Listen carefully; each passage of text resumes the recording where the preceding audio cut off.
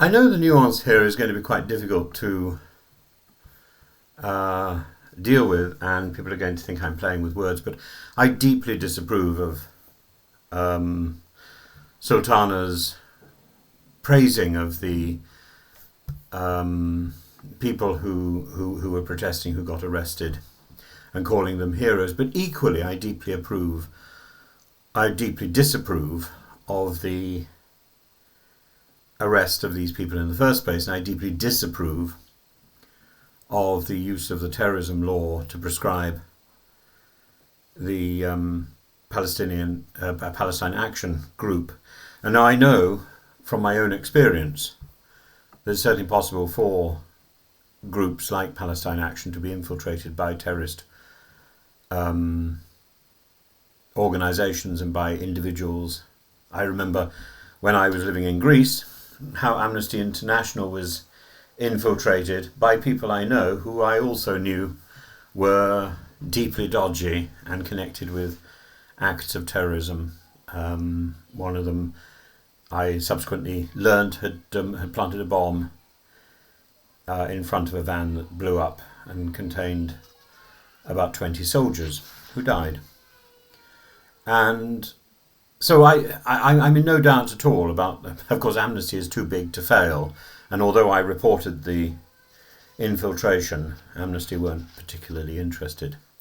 But so picture this: Saturday in Parliament Square, Sunday in Parliament Square. Instead of the usual mix of tourists, earnest students and bemused pigeons, the scene is dominated by neat rows of grey-haired pensioners and protesters, some leaning on sticks, others perched on stools for reasons to do more with arthritis than radical chic. And yet, to the British state, this is not a charming vignette of late-life activism, it's an outbreak of terrorism. It's absurd. Over 500 people were arrested, half of them over 60, some well into their 80s, and the grave offence of holding up a piece of cardboard said, "I oppose genocide, I support Palestine Action." We're told that this is all thanks to a hurried addition to the Terrorism Act 2000, pushed through by a mad Home Secretary, Yvette Cooper, but she's no more mad than the previous Home Secretaries who've inhabited that role. Priti Patel, Suella Braverman, Sajid Javid, and Theresa May, and so on. The enthusiasm of a minister who's read only the executive summary of her own policy. Palestine Action, a direct action protest group known for paint-splashing arms factories, was declared a prescribed terrorist organisation in July. Under Section 13, any public display of support is now a terror offence, punishable by up to 14 years in prison. It makes a nonsense of the act, and it cheapens any future use of that act. That may be a necessary use. So we have to pause to note the absurdity. Even the government's own Joint Terrorism Analysis Centre admits that Palestine Action does not advocate violence against people, the defining element of terrorism. Yet the law now treats a Quaker granny with a placard as if she were a member of Al-Qaeda. And so to J.D. Vance, the visiting US Vice President holidaying in the Cotswolds. Imagine his breakfast briefings. "Oh, Mr. Vice President, 90 minutes ago up the M40 from your manor house, the UK is rounding up hundreds of pensioners for thought crime." This from the man who only a few months ago warned Britain not to go down a very dark path on free speech. What a treat to find himself in a country where the autocratic crackdowns he rails against abroad are cheerfully executed against people with hip replacements just a few yards from where he's holidaying. It's not the first time that Britain has seen determined older citizens breaking the law out of conscience. RAF Greenham Common in the 1980s was besieged for years by peace campaigners, many of them middle-aged women. They cut fences, they blocked gates, they chained themselves to perimeter posts. Yet, as the base's former commander Andrew Brooks recalls, no one in Whitehall or the Pentagon suggested they should be called terrorists. Even Margaret Thatcher, no one's idea of a protester's friend, kept the word terrorist for those who actually used bombs, like the people who attempted to blow her up in Brighton. So why are so many of these activists older? Well, there's several reasons. First of all, they have less to lose from a criminal record. They've seen these conflicts play out for decades. They have a lifetime's habit of protest from Vietnam to Greenham to Iraq. They feel a modern moral urgency sharpened by age, a sense of, if not now, then when.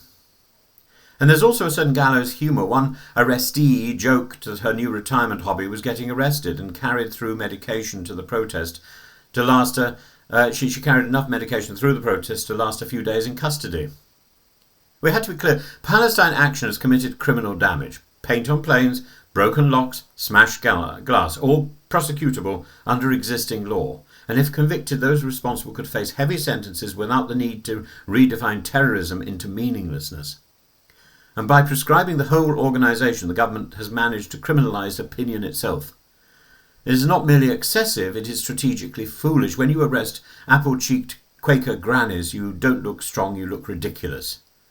And states have a long history of stretching security laws to silence inconvenient protest. In Athens, as I once saw firsthand, as I say, even Amnesty International was infiltrated, and yet the Greek authorities knew that banning Amnesty would be politically suicidal, and they didn't. And when I announced this to the British version of Amnesty, it dismissed it, though the evidence was there. Here, the British government has been far less subtle.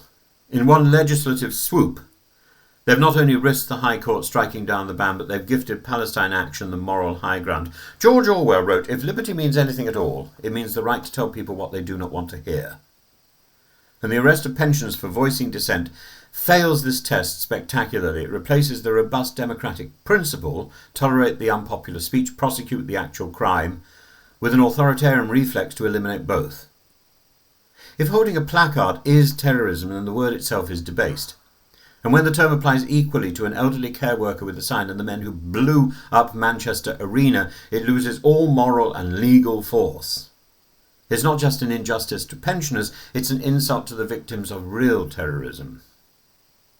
The irony is that many of these arrested elders will outlast the political careers of the ministers who had hauled them away. And when they do, they will have the satisfaction of knowing that their so-called terrorist records were earned in defence of one of the oldest rights in the British tradition, the right to speak truth to power, even when it is profoundly inconvenient to those in office.